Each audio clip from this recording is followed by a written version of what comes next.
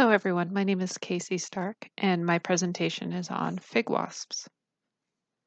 So fig wasps are of the order Hymenoptera, suborder Apocrita, superfamily Chalcidoidea, family Agonondae, and the genus that we're looking at is Pegoscarpus. Alright, so figs and fig wasps are so dependent on each other that the pollinator even has fig in the name. These organisms benefit from a relationship called mutualism. Mutualism is a symbiotic relationship where individuals both benefit from the interaction. This could have been a benefit that grew out of parasitism, which some fig wasps still take advantage of. Over time, the host and parasite can co-evolve, and the interaction may become beneficial to both. Mutualism, by definition, benefits both members. This is where the relationship between the caprifig and fig wasps has ended up. Certain species of figs and the fig wasps have formed a symbiotic mutualistic relationship, and the relationship between the two is compulsory. The fig is a compound or multiple fruit.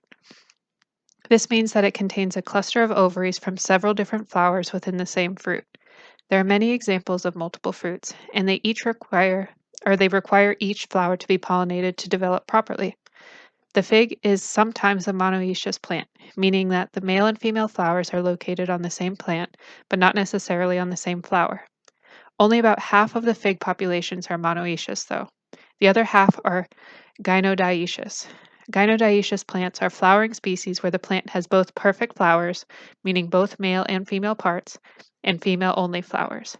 A fig is considered a multiple fruit, but instead of the inflorescences being on the outside, you can see that they are located on the inside of a structure called the synconium. When looking at other multiple fruit, like the pineapple and mulberry also pictured here, you can see that they are an aggregation of multiple flowers coming together to form one fruit. The male synconiums are called caprifigs and are generally inedible. They got their name from farmers in early cultivation who used to feed the figs to their goats. If you're a Capricorn, you know where that Capri means goat. Let's see. The female figs only contain the ovaries with no pollen, thus requiring all-important female fig wasps. These are the edible figs that you can find in the grocery store. The female fig wasps are essential to fig pollination.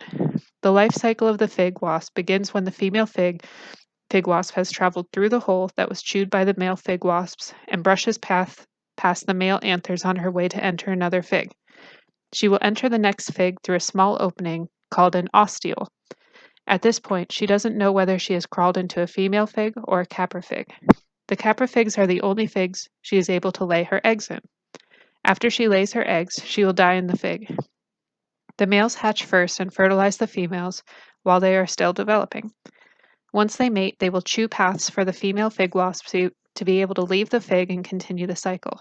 The males will die, having served their purpose through mating with and liberating the females.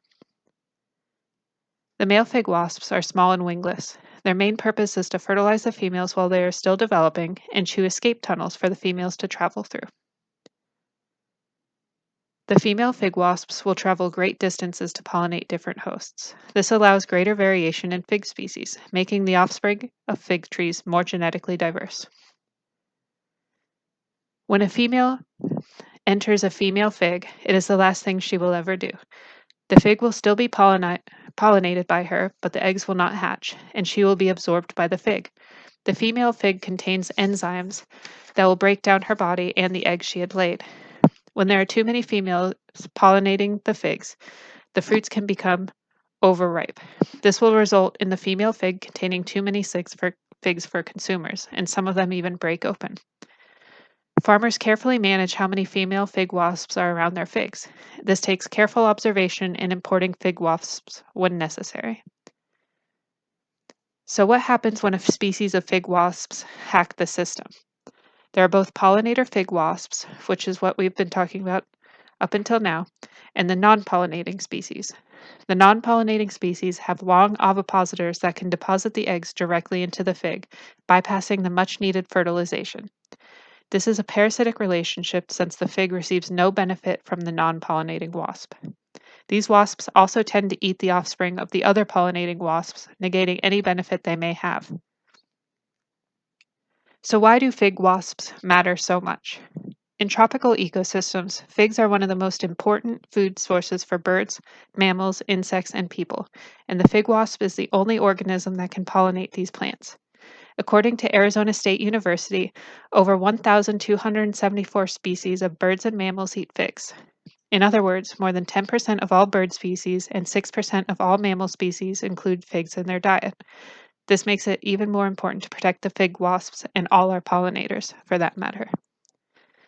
Thank you for watching.